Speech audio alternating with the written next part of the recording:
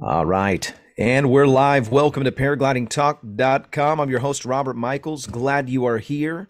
We have an exceptional show tonight.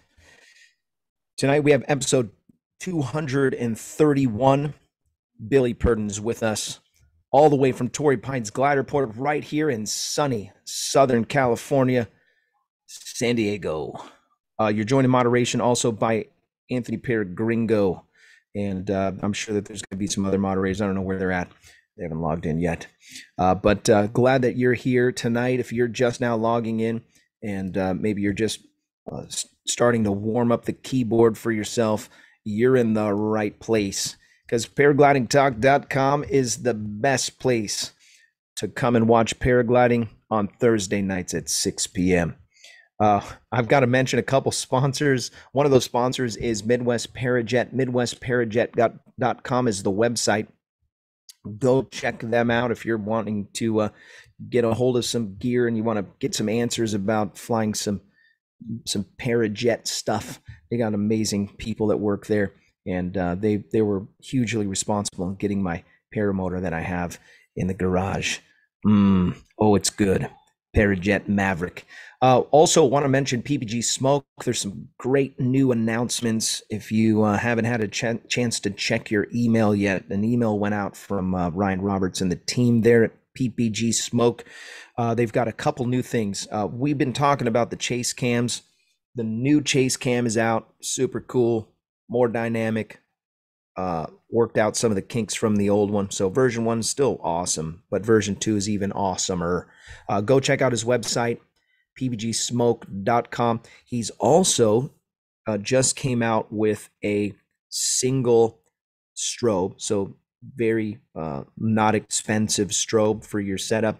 I don't have any out here, but you know what I'm talking about. And then also huge update on the headset. So Unity headset just got major facelift. Check it out on his website, pbgsmoke.com. Also want to mention paragliding props. If you blow up a prop, paramotorprops.com is the website. If you're looking to get a great deal on paramotor props, you can go to their website and you can get one really quick. So I appreciate the sponsors. Maybe you're considering a sponsorship to paraglidingtalk.com. Reach out to me through the website, paraglidingtalk.com and /contact. And there's a little page on there for advertisers. So if you want to advertise on the show, you can do that. I'd really appreciate your sponsorship. So thank you again, Billy. Really appreciate you coming on the show. It was last minute. I tricked him, by the way, everyone. He didn't even know he was going to be on the show up until someone told him at Torrey Pines that he was going to. They were like, "Hey, I'm super excited that you're going to come on the paragliding talk. I can't wait to watch." And Billy was like, "What?" I was like, "Oh, what?" Go check your email. You're on paragliding talk. So yeah, that our plan worked, and so thank you for making time for us. I do have to say a special thanks to actually Paragliding Pixie on Instagram, which is Millie, who works out there at Torrey Pines. She's the one that is working behind the scenes right now to make sure that the internet works and that we have a good backdrop, and that Billy is fed and happy and ready to be on the show. She takes care of me. Yeah. So anyways, so stoked. If you guys don't know who Billy is one of the OGs from Point of the Mountain. He has an incredible perspective on paragliding in general because of what he's been able to see for many, many moons of flying. And he recently joined the team at Torrey Pines. He's the lead instructor there. So if you're going to be coming to get some training, you're trying to get your P3, or you just want to come and fly at Torrey Pines, you're going to cross paths with this guy.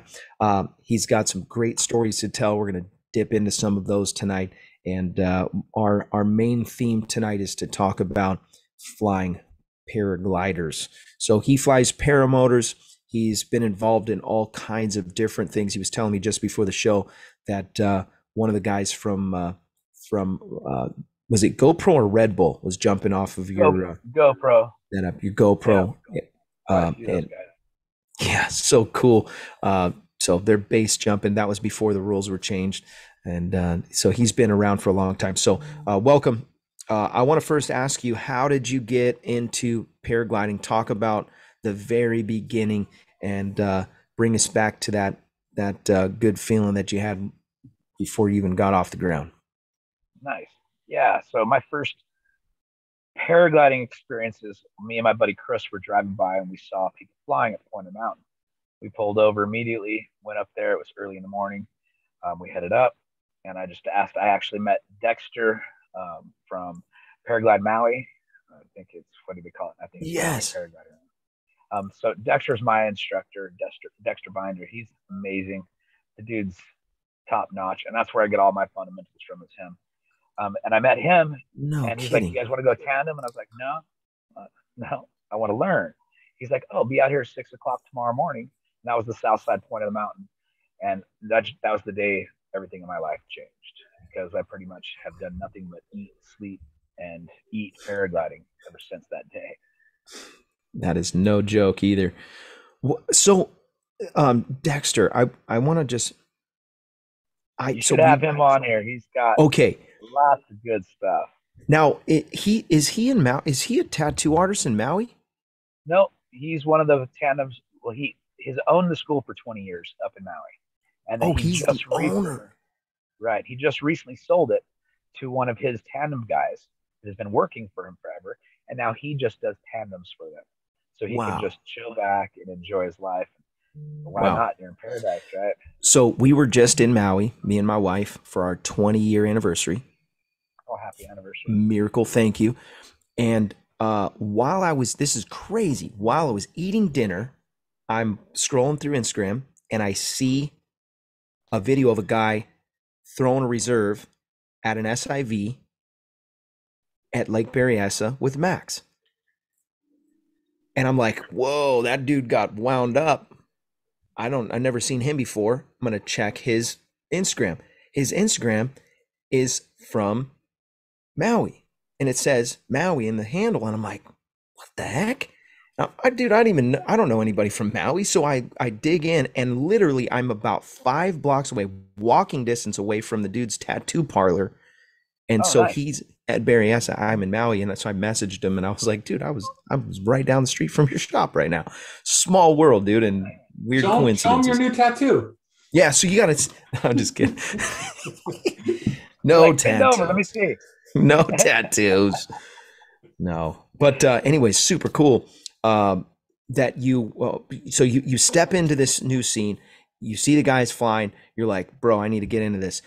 You reach out to Dexter. He was the first guy. He was the one standing out there teaching people, and I was like, I want to do that. And he's like, okay, so coming out tomorrow morning, 6 o'clock. I was there at 5:45 because I'm not late. Have never been late again since for paragliding. Paragliding is my Wow. oh. So fast forward, you get a bunch of flights, get your P2, get your P3, climb up the ranks. What was your idea? Cross country? I'm gonna acro. What was your plan? All of it from day one. Dexter slowed me down to keep me alive because Yeah. I was that guy. I was like, all my bones, I've broken most of everything in my body from motorcycles, bicycles, skateboards, snowboards, whatever I've done. And I came into the sport with that same skydiver mentality of just rushing at it, right? And Dexter saved me. Dexter said, this isn't an oops sport, which I tell all my students always now. This isn't an oops sport. You don't have a chance to have go Mm, oops. You end up with a back brace. So at every given moment, I'm like, dude, you just want me to get better. Stop holding me back. I'm actually saying these things. So I know when I have these kind of students now, it's just like penance that I'm getting, from doing the same thing. right. And he just kept me safe, kept me slow, kept me in the right zone. And our third month in paragliding, me and four of our buddies, we hopped in a van with Dexter and Josh, and we did a road trip, 14 sites in 14 days. We went straight up to Washington and just hit the coast all the way down. And that's when I first found Torrey Pines. Oh, okay. This was in very beginning of the year 2000. And Wow. I found Torrey Pines, and I was like, oh, man, this place is magical. This is where I want to come out, live, and fly. And didn't even think about it too much then. Just went back to Salt Lake and just got good at doing everything we did. In Salt Lake, you can fly the south side in the morning, which is a ridge site. A little bit of thermals start to kick in and everybody quits. And then we all hop in a car or a truck, drive to the mountains, get lunch, go to the mountains, wait till the mountain sides come on, fly from the mountains all the way back to the point of the mountain, and then fly the north side until the sun goes down. So literally 3 sites one day, every single day. Wow. And it's still that way, right? I mean, it's just a mecca of a place to be at. And so I got really good just flying a lot there. Is I mean, I'm not the greatest pilot in the world. I like to constantly learn what I'm doing. And I'm still wanting to be a better acro pilot, and I'm still wanting to be a better cross country pilot. I want all of it. Paragliding still. I don't do it enough. I want to be better at all of it. But that's basically my story in a nutshell. I never wanted to be just an XC pilot or an acro pilot. I wanted to do all of it, which led me to all the things that I do now. Like I own my own tow winch. I do my own tow business on the side. Oh, I didn't know that. Oh yeah, I've been towing since the year 2000. We started with me, Brad Ganuscio, Josh Waldrop, Dexter. All of us got together. Abe Christensen, Jeff and Coco Clark, all of us together, just towing as much as we could all the time. These huge, huge monsters of tow winches. Now they're super condensed and all beautiful, and you can fit 2 of them in a boat and stuff. You used to take up the whole back end of a full size truck. Yeah, you know? yeah. So we've come a long way. One of my buddies just got one. Tow winch? Oh yeah. So one of my buddies someone donated one of the old school ones to him, and he's playing with it. It's pretty funny. He keeps posting stuff on Instagram. They're trying to figure it out. It's pretty funny. Nice. If he wants to get a little clinic, he can always come find me, and I can always give him a safety clinic to get himself going and get him a toe tech. I do toe tech. You do? Okay. Yeah, bro. I've been looking for you. I didn't know that you were the guy. I wasn't prepared for that. So I want to know a lot about that. We may have to do a full episode just on towing because we've never done one. Nice. I'm down. That's rad. So you your involvement in the beginning days, whether you realize it or not, has shaped what we've become in paragliding community. I'm a baby. I'm brand new at this. I've literally only been flying for 5 years. There's been an evolution since I started flying. Tell me what stands out to you as the biggest difference in today's pilots compared to the old days? Whew. That's kind of loaded, but not a hard question either. I think the biggest difference in between the time era of first 10 years that I learned to the last 10 years that I've been flying, the first 10 years, you barely saw any accidents. Like literally, the gliders were less safe, but we had less accidents. And I think that was more from the mentality of the pilots themselves policing each other and giving each other enough guff to keep them from hurting themselves and not allowing them to just go out and, I'm going to blah, blah, blah, blah. Nowadays, in the last 10 years, I see a lot of pilots coming over with the mentality of, I want to be as good as he is. I seen him on YouTube. I want to be as good as he is. And they're not taking into account the massive amount of years and time that they've put into the sport to get that good. And they want to be that good right away. Well, the gliders nowadays are much safer, much more performance, but we have way more accidents. We have more pilots too, but I don't think the per capita of pilots ratio matches that still. I still think that a lot of it's ego and YouTube, GoPros. I mean, all of our favorite things that we love, we get to sensationalize that, see our buddies do this, do that, and that's what we're all going for, right? I think that when back in the day before GoPro, we called it, Kodak courage. Right. Get out in front of the camera, and all of a sudden you start doing stupid stuff, and then next thing you know, there's injury, right? Now everyone has a GoPro. It's like everyone videos, everyone posts. So I think that's probably the biggest thing I've seen in the change is the lack of pilots slowing other pilots down because those pilots don't want to speak up for the confrontation. So now you just see people going off the chain at all times. So that's the biggest thing. I'm so glad that you had such a good answer. That is literally the difference. It's like you're It's a pushing. huge. Guys are coming in to the sport because of, I came in because of YouTube. I saw a Yep. video of a guy flying Tucker got flying I think it was 15K on his paramotor. I'm like, I don't even know what that means. Like 15K, is that 15,000 feet? What is he doing? How did butt fan? What is that? And The butt. the giant, yeah. And so uh I started getting fascinated with it. That's how I ended up getting into the sport. So with your background and with what you've seen over the years, obviously you're doing something to promote safety. You're promoting. You're teaching. You're passionate about everything that you. What is your advice to the pilots that are coming in now? If you could just kind of sum up what you're talking about, how can we, um, you know, turn back this test? And do you have advice for this generation of flying crowd? Awesome. I like that question too. Slow it down. First, that's the hardest thing.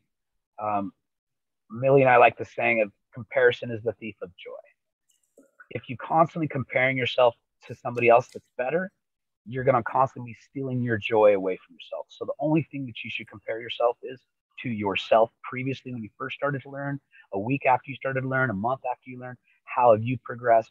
That in itself is going to help slow the learning curve down a little bit, because the learning curve needs to be nice and foundational. I mean, ask any of my students. I am a stickler for doing it certain ways, step by step, to get the foundation strong. Once that foundation is strong, I'd lighten up and let everybody start doing a little bit more. Just because, like you said earlier when you first started this, I've seen a lot of things, man. I've seen a lot of different ways of injury. And I don't want to focus on that, but I've seen everything from just brake swappers, people that are swapping brakes, turning around, kiting with no hands, things like that that get muscle memory put into people. Then they go out to the side of a mountain and they try to do that same thing that they're doing on a lazy day at Torrey, and they get plucked off. Something happens, something gets hurt. So slowing down from the very get-go of having someone say, hey, I need you to calm it down a little bit. I need you to focus more on this and learn slowly. That helps that curve dampen out a little bit. So then once they get those fundamentals and that curve gets really sharp again, they're able to learn that stuff without hurting themselves. That's huge. Person. Yeah, slow down. I like that. Comparison is the thief of joy. Yeah, wow. I like that. Yeah, because we're just naturally programmed to try to compete. This is not a sport of competition when you're learning. Obviously, there's a place for competition when you actually join a paragliding competition and you're wanting to do something for fun. But Right. coming into the sport shouldn't be. My biggest fear, I had Steve Mayer on the show, and I've had him on twice, and he's like the godfather of speed flying, and something He's that my he's one of my biggest mentors. Without Steve, really, I would not be in the sport. Granted, Dexter taught me. Steve yeah, owned the shop. Steve took care of me all the way through. I was a broke pilot. I mean, when I yeah, say broke, I was a server waiting tables at the time and yeah, just trying to. Every day I gave him money. I'd come home, get money, money, money, so I could yeah, get my paraglider, right? So yeah, thank goodness for Steve. He's one of the best. If you guys don't know him, he's Cloud9 Adventure Toys. Check him out for yeah. serious. He's a champ. We had I think the last episode, um, literally one of the people that he's mentoring, and it's not, he wasn't instructing this guy, but he was somebody that he's mutual friend at the point, had pounded in, and he did pass away.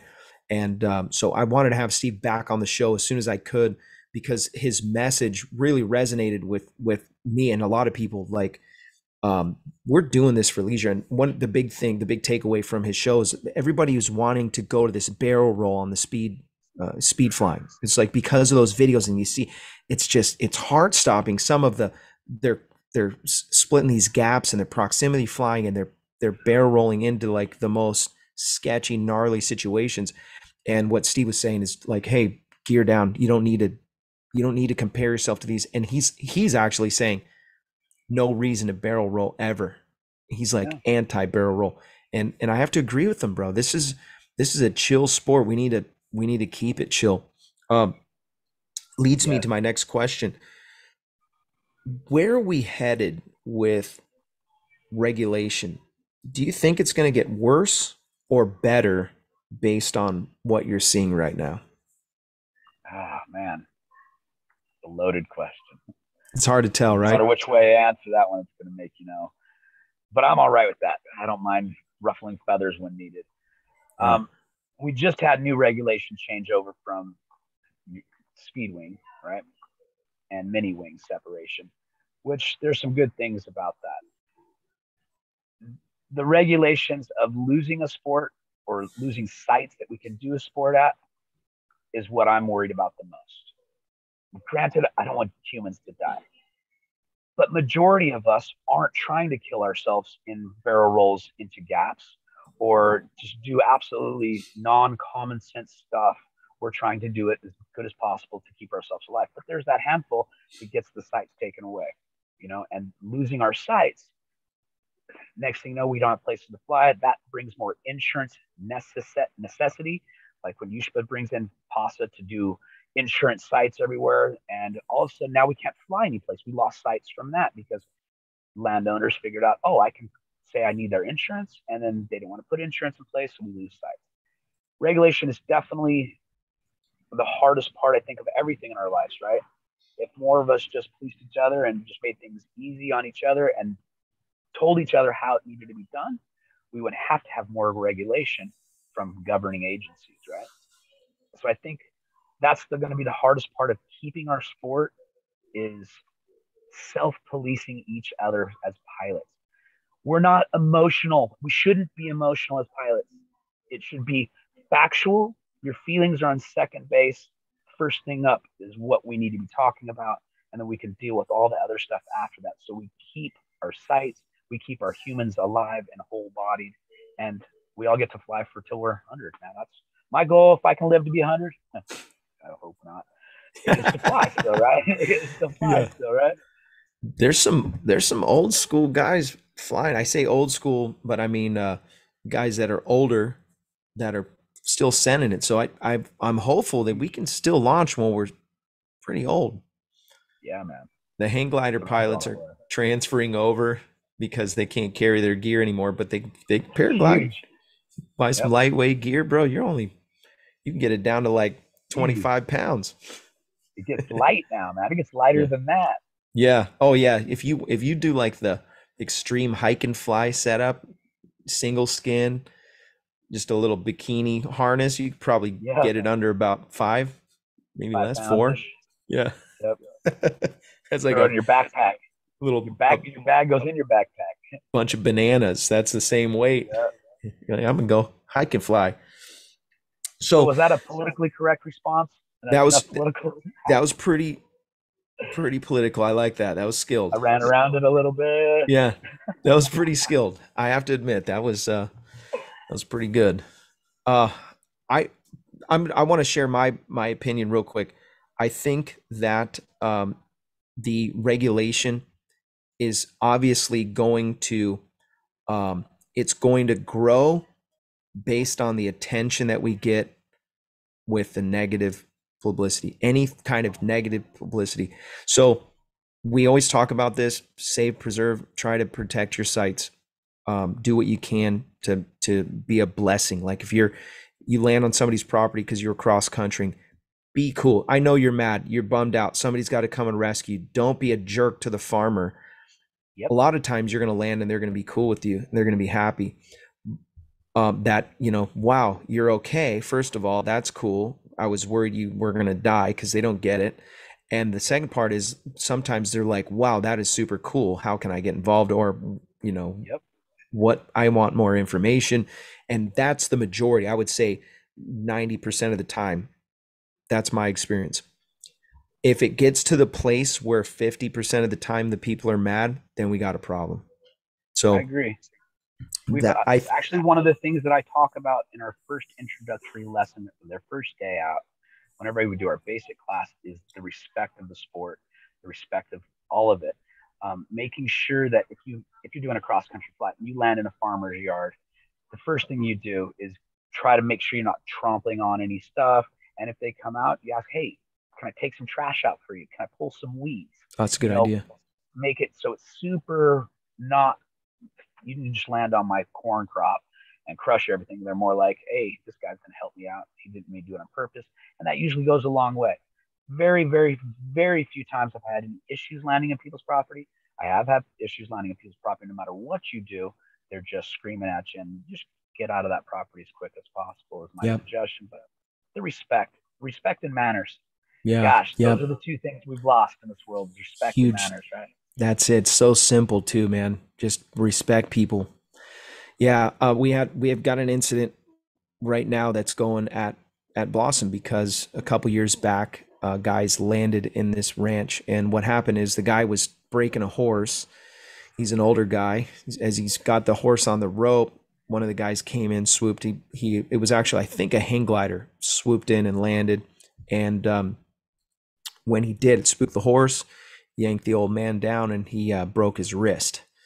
Ooh. So now the kids have taken over that property, but their dad had badmouthed anything flying so bad that the guy will show up with a quad and a rifle ready for war, and he's never pulled it on anybody, but he'll come and tell you quick, if you land on that property, he's going to be mad.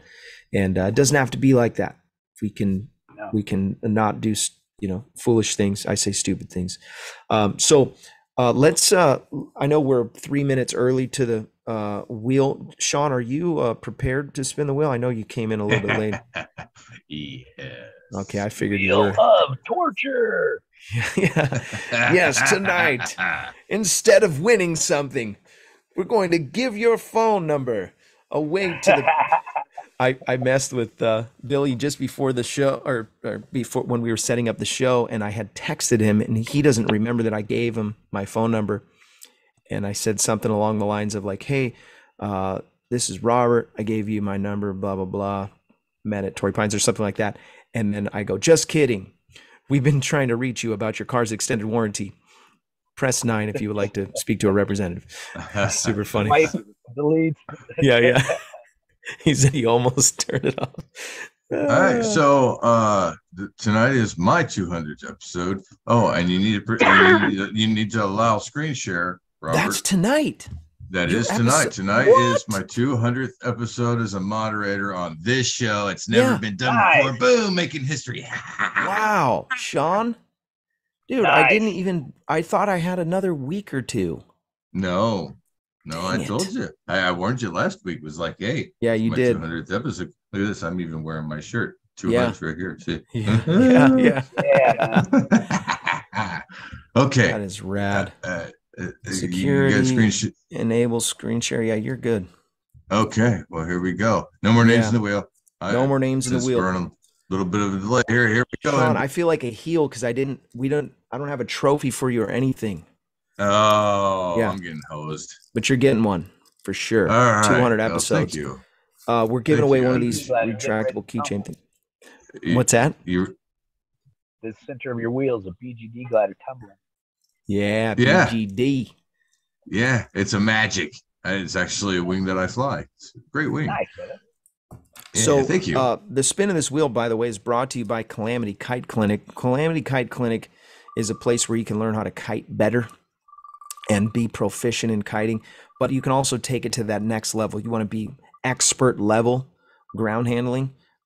This is the place where it's going to happen. So calamityKiteClinic.com, sign up for his training course today. Also, this spin of this wheel is brought to you by Nebraska PPG. Josh Bowden runs a school in Nebraska, and if you're interested in getting some top-notch training, you can sign up with Josh and his team today. There's a link in the description if you want to get a hold of them. I also want to mention Max Acro. I'm just going to squeeze in that.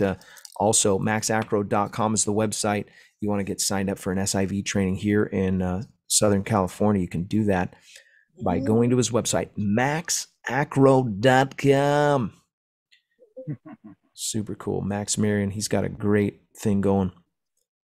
Yes. Oh, it's going to be Jerry. Oh, it's so close. Oh, Jerry, you almost won, bro. E-Rock. E-Rock, congratulations. E-Rock. Winner, chicken dinner. E-Rock, what I need you to do is reach out to me at paraglidingtalk.com/contact.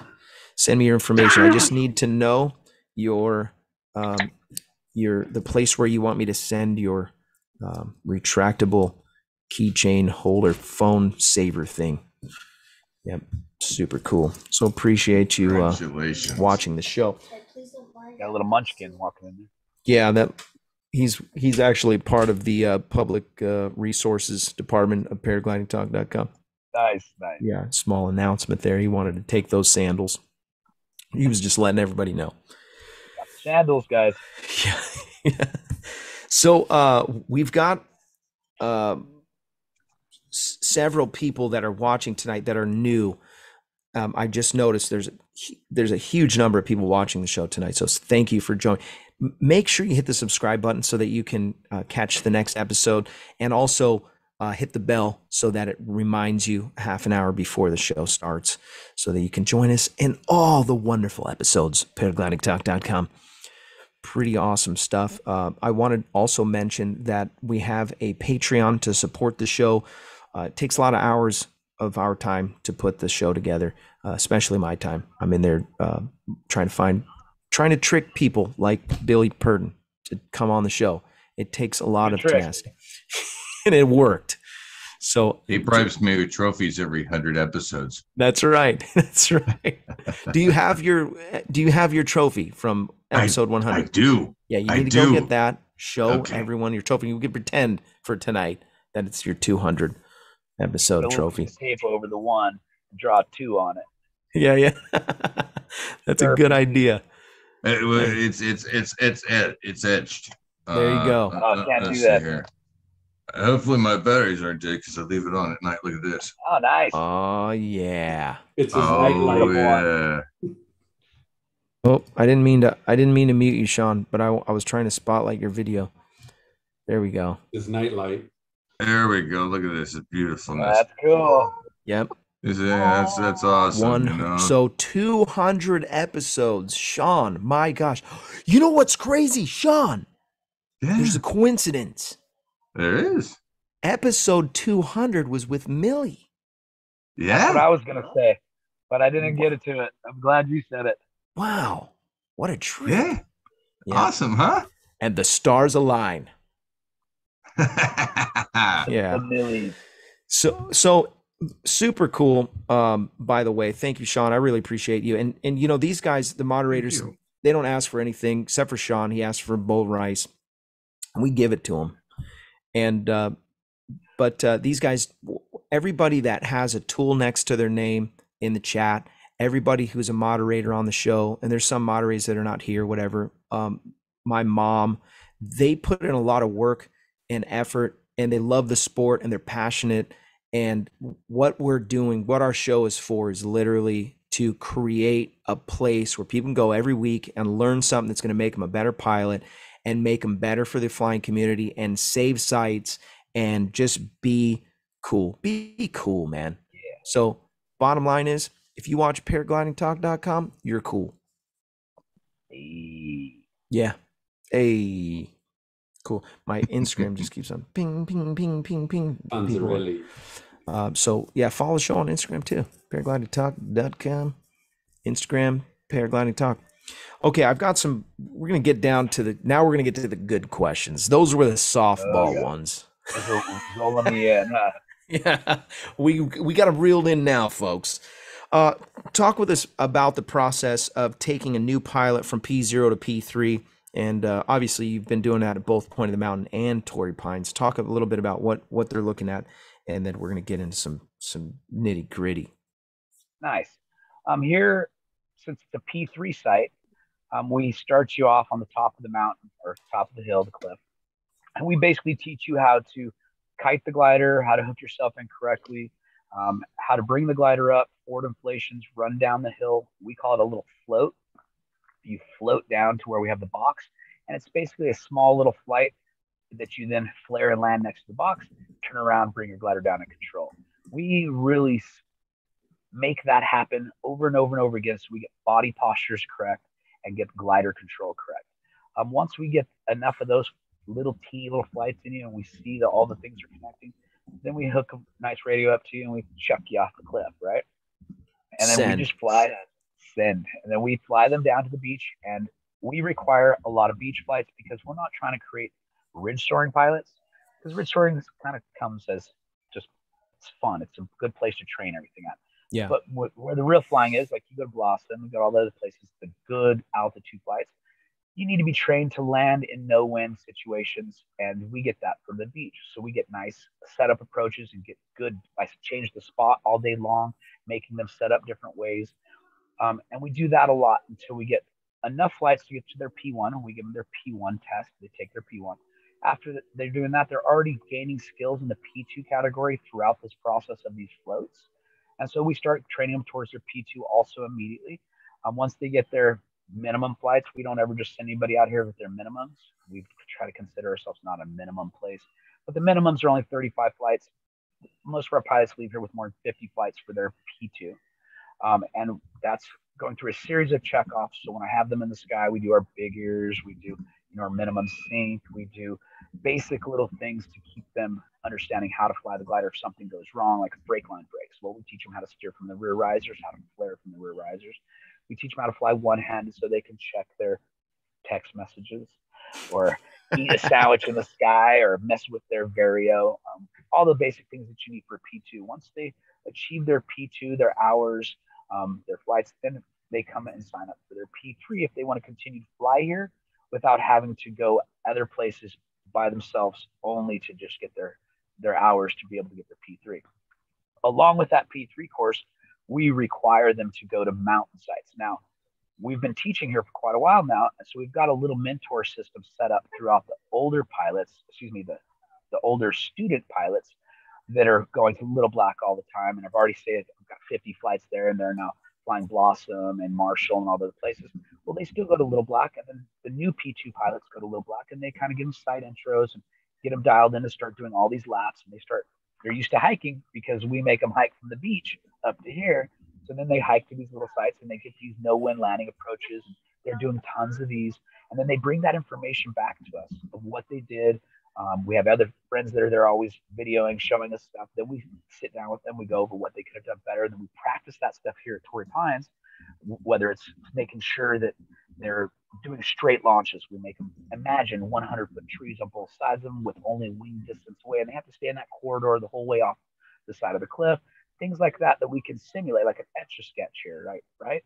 Once we get them doing that stuff, then they take that information back out to the mountains. They fly more mountains. They get better. And it's been such a sweet system to see these pilots grow from P0 to P3s and going out all over the world now, sending it, going to SIVs and going to other countries, doing tours. I'm stoked with it.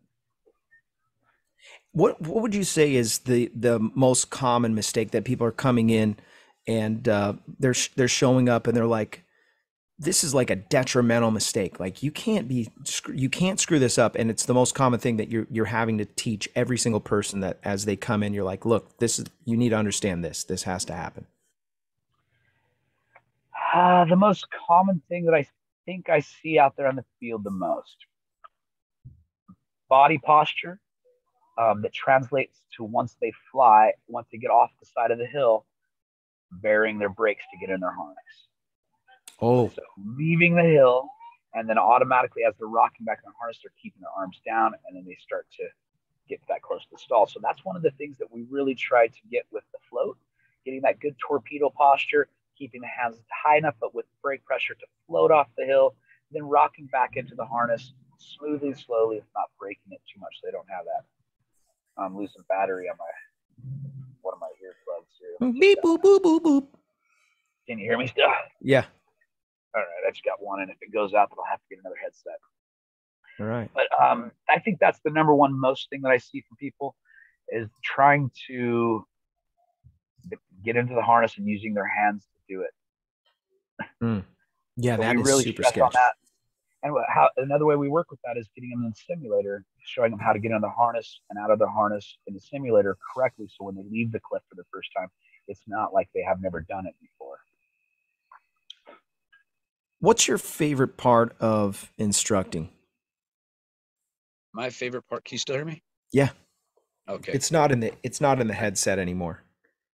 It's coming directly from the computer. No, Millie touched some of my stuff and I can't hear you at all. Hold on a second. Okay. Oh, there it is. I can hear him now. All right. So my favorite part of instruction, Yeah. like what I'd like to teach the most. No, just what's your favorite part in general? Like the last person I asked that, they were like, I love the first flight, the first landing from paramotoring, instructing when they come into land. That's their favorite part of instructing. No, that's not my favorite part. That's my scariest part. See these gray hairs right here? Yeah. That's what those came from. That's not sunscreen. Whoa, no, not flare yet. Not yet. No, I think we just did it yesterday, man. We took a crew of both my brand new P2s and my P3 sign-off students already, and we all went to Saboba for opening day yesterday, right? Oh, wow. And dude, it was awesome. Like, that is my favorite part. When I got up there, I wasn't instructing. Actually, Millie and I got there last. All of them were on the hill waiting to go. We just busted our stuff out real quick, inflated, and left. And they're all like looking. And then from the sky, just watching them one after the next go to their base that we taught them and just send it. And just one after the next. It was just like, wow, that's my favorite. Flying with them and seeing all the skills that we've taught them and then putting them into use. And still being students. I mean, I try to teach to be a student for life. I'm a student of the sport. I've been flying since the year 2000, and I'm still a student, man. Everything's changing constantly. The gliders are changing. The regulations that we talked about are changing. All the things that we have to constantly put together. It's being a student for life and seeing my students be students for life.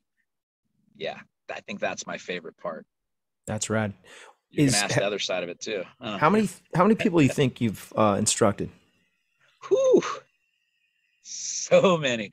Well, at Cloud9 in Salt Lake City, we would teach a slew of them. I mean, we only taught through P2, so we didn't teach up through the P3 courses. So we would teach a lot of P1s, P2s, and then they disappear and they go off into the world of doing their thing. So we did lots and lots and lots of those. And I've been teaching I taught out in Salt Lake for many years with Cloud9. And before I moved here, and I moved here in 2012, we taught from 2012 to 2014. And then we moved back to Salt Lake and taught out there again until we moved back out here 2 years ago or a year and a half ago. And here, I'm sure I could look it up. It's a lot. That's actually, I'm going to do that. I'm going to find out how many people I've taught, because I'm sure I can ask Yushba because they have all the records of everything. Oh, yeah. It's probably in a database somewhere. Yeah. Yeah. Interesting. Any of your pilots become cross-country comp pilots or superstars? Yeah. Not that I can say for sure. There's quite a few pilots that are more world traveler pilots that have been looking to be, comp pilots. Yeah. But there's a few comp pilots out there that we've created, ourselves, we like to compete, but that's, again, it goes against everything that we are about in the sense of we throw reason out the door as soon as we go compete. And again, I like to throw reason out the door occasionally. I like to go and send it as hard as I can at the worst times of day and get as high as possible and see how I can compete and compare myself to my other buddies. And that's, again, it goes against kind of our mantra of what we're trying to always do, but it's a good thing to do every once in a while if that's what you're into. I've been trying to tell my newer students that go to comps, don't compete, but pay for the competition and use it as a clinic. And you go there and you get to learn from watching the other guys do stuff, the good stuff and the bad stuff. You watch the worst launches in the world at the worst times of the day and you go, I'm not going to do that. I'm going to wait for its better time for me. So you can use all these things that we have out there, these comps and these fly-ins and stuff, to really learn from a different perspective of it. Man, that's great information. Yeah, we had Chris Cote on the show, and we did a whole show on competition flying. We just talked only about competitions, and that was something that he said. It's such a great place to just learn, come in and have a good attitude, be humble. I got one for you, Billy. I got one for you. Is there a time where you actually, sometimes it happens for me, well, often it happens for me, seeing the student have an aha moment was like, aha. And then they got it. You know what I mean? Daily. Yeah. Like daily. It's so awesome to see those moments, right?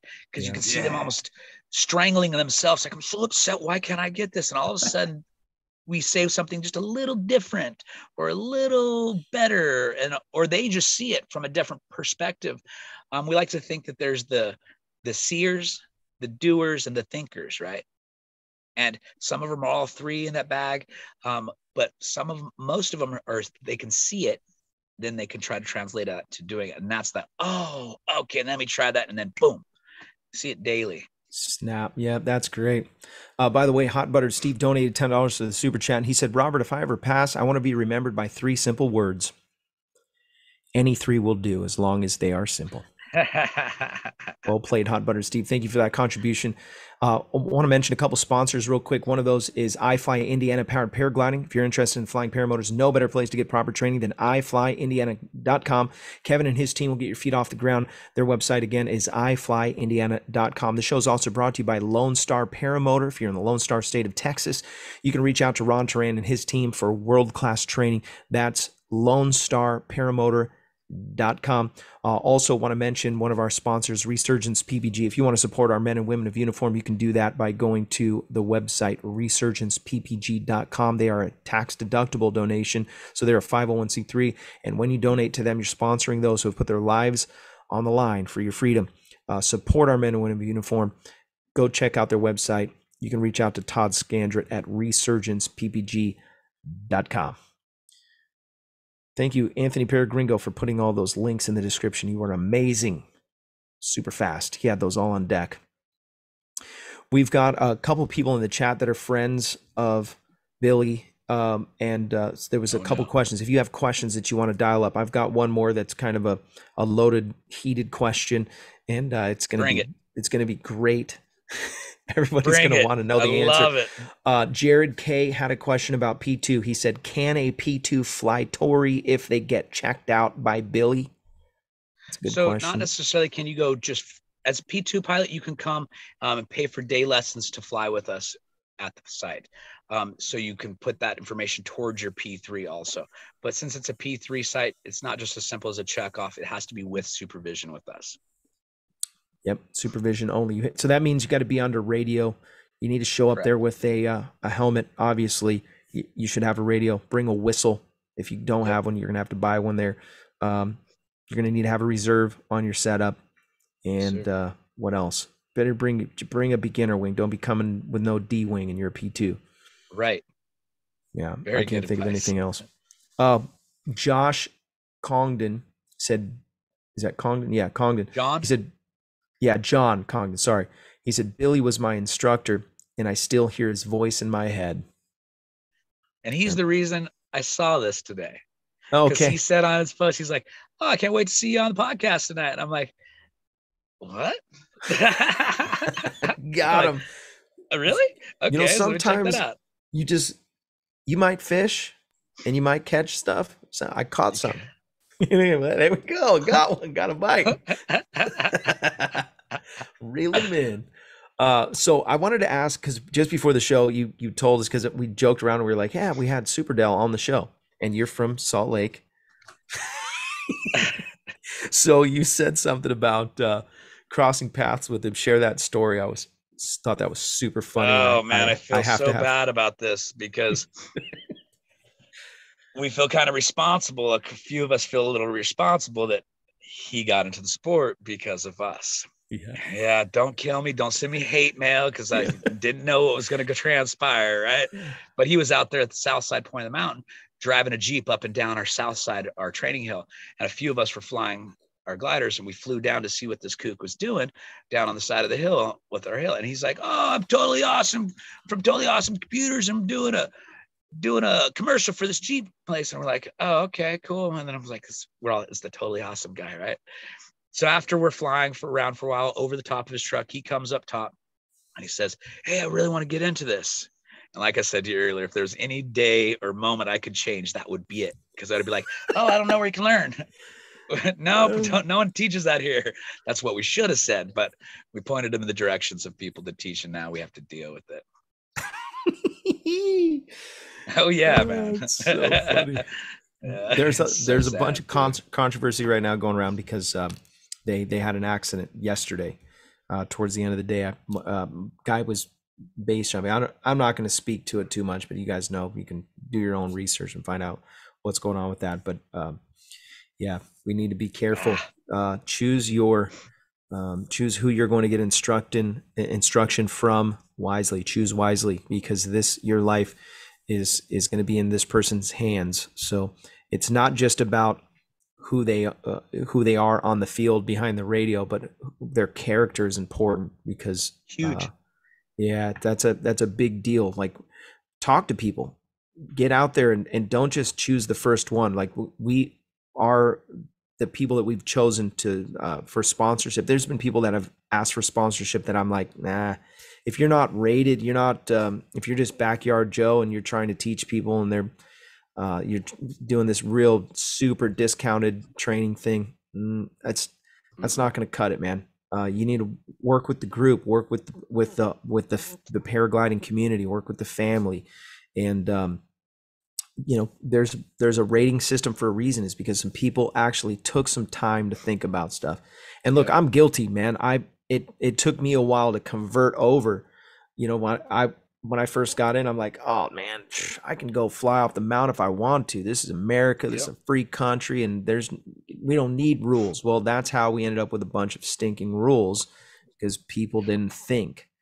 So some people have done the homework. They've done some thought. They put some things on paper. Maybe you weren't good at homework. Well, whatever. They did it for you. So we've got it figured out. Join yourself to a club. One of the big things that we promote on the show is that join yourself to a flying club. Get yourself involved in the flying community. That way, it's the best way to grow. And that is self-regulation. We don't want it to become some giant conglomerate that makes you do this or that. If you try to fly a paramotor in Europe, you got to have all kinds of stuff. You got, they're wanting to look at the VIN number of your car. They want a VIN number on your motor. They want inspections every week, or every they treat it like an airplane. They got these credible rules. I don't want any of that in America. When I send it on my motor. By the way, what are you flying for a motor? I got the PXP frame with the Moster 185. PXP, okay. Yeah, they're not around anymore. They went down just right before COVID, but they were around for quite a while. They were out of Spain. No kidding. Okay. Yep, nice frame, good strong frame. I wish the netting was a little bit better. What do you do for a wing? Andrew. I'm flying the Roadster 2 by Ozone. Nice. My Magical Butter wing. It's a Magical Butter logoed wing also. Okay. What were you saying about Andrew? Andrew Fuller. His new cages I'm really interested in getting into and seeing what they're all about. I really like the way he's done his netting on it.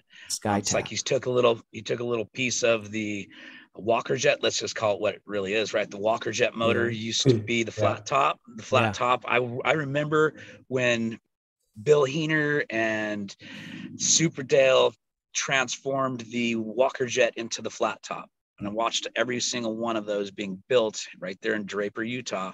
Wow. And the transformation. And those cages are, I got to say, they're still bomber. Pretty stout. Pretty stout. And what Andrew Fuller's done with them, with his new company, is they're pretty nice, man. So I'm really interested. Lighter. I just talked to him a couple of days ago about possibly getting one over here and just putting my Moster on it just to see the differences and see what I like about it, because they look pretty slick. He puts a lot of good time into it, and he's just a good pilot and a good person all around together. So I was just telling that to Gringo just before the show. He's a champ. Yeah, he's been on the show probably 4 or 5 times now. Yeah, he's going to come on in about 2 months from now. He told me today, actually. Oh, he's awesome. Gonna come on. Yeah. Yeah, he dropped, I think he dropped a video either this morning or yesterday, and some new information about the motors and stuff. Oh, nice. Good man of his word. Yep. Yeah, enjoy him. Yeah. Any other questions from the chat that I missed? I didn't. Guys sending me stuff. Give me some more. Give me the heavy ones. Yeah. We really appreciate the knowledge. Just the years of experience, because you got a lot of new people with big voices, and you might have a guy that make some GoPro, make some good YouTube videos and gets a bunch of subscribers, and then but doesn't really have a clue about the history of the sport. And that's kind of a crappy thing. You've got these people that are representing the sport that haven't paid the price. You know what I mean? That don't. What do you do? Your mouth is taped. That's a good way to come in here, boy. I thought he was checking for whiskers in the mirror, Yeah. Coming in right. We're still live. Yeah. Oh, Yeah. I can't talk. He just comes in. Oh, I can't talk. Yeah. Put it on gallery view. All right, kick rocks, buddy. No, I want to hear. No, I want to hear. Yeah. So the history is really important to us, and so again, I'm super grateful that you took the time to come on the show. I'd really like to do a full episode talking about toe, and maybe we can get a couple of guys that are toe tech level, toe experts. I know a couple guys that are really passionate about combining the boat and the tow winch. Yep. And maybe we can join forces and just, so you have your gear here. Do you do any tows here in Yeah, I do. California? I do a lot of truck towing. Now, really? Now that's coming winter time. That's what we'll be doing. I have a spot that we go out towards the sand dunes out that direction. No way. Yeah, man. And I want to go. We found this back out in 2012, and we went out there again last season, and we towed for a day there, and it still works. So rad. Just got everything updated on my motor. I mean, on my tow winch, ready to roll. Rad. Okay. Yeah, I'm down for that. Totally. I'll give you guys a call when we're getting ready to go. Yeah, that's rad. What do you guys do? You can bring the motors out there too, man. You can bring the motors right there. We fly paramotors the same place that we can tow at. We would definitely do that. We would definitely bring the motors. Me and Gringo for sure. Flying Flamingo wants to know when are Billy and Pixie coming to Wisconsin. Wisconsin? That's a long ride. With how busy I am. Yeah. Doubt that's not going to happen. It's a tall order. I would love to say tomorrow. What about Salton Sea? You guys go out to the Salton Sea flying? Yep. I haven't been to the flying there, but I've been out there. I would love to go out to the Salton Sea flying though. Some of the videos I've seen out there seem pretty fun. Also seems a little sketchy, but that's also fun too. So. Oh, I like it. Yeah, that's what makes it fun out there. It's like you just wake up, roll out of bed, and there's action. Rap, rap, rap. Yeah, you got Dell flying around, swooping low. God. Last time we were there, he's flying about 100 feet off the ground, and he's pulling the A risers, and losing a little altitude, but just showing. I'm sure he was making a video and showing how great the Dominator. Yeah, the Dominator. He can handle collapses. Technology from 2003. Yeah. Sold out every day. You have to admit, for its time, that is a good wing. Okay, I'll admit it. Right? I mean, seriously, like what you just said from 2003, it's still relative today in some fashion. Well, that's a great mustache. Thank you, son. Where's this kid's mother? We're going to go to the after show. Guys, thank you. Moderation team. Really special thanks to Sean for moderating and spinning the wheel 200 times or something like that. I don't think we necessarily spun the wheel 200 times. That's a lot of giveaways. We started with a hat, and I was writing names down, and my wrist got tired. Yeah, and I got tired of having papers with everybody's names laying around my room. Like, yes, was this last week, or was that a week before, or the week before that? Well, I guess I have to restart again. Yep. Yeah. So every show, he would write down everyone's name in the chat. Wow. Put it in the piece hat. of paper.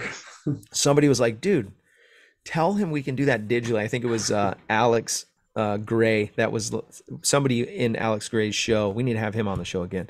He was awesome. Really used to be the wheel of torture for him. Yeah. He was like literally writing them all out. Yeah, that's why we put him down in the basement. He's actually under the house in the padded room, and that's where he lives. Yeah. So we just keep him down there and just throw some food through the hatch every once in a while. Yeah.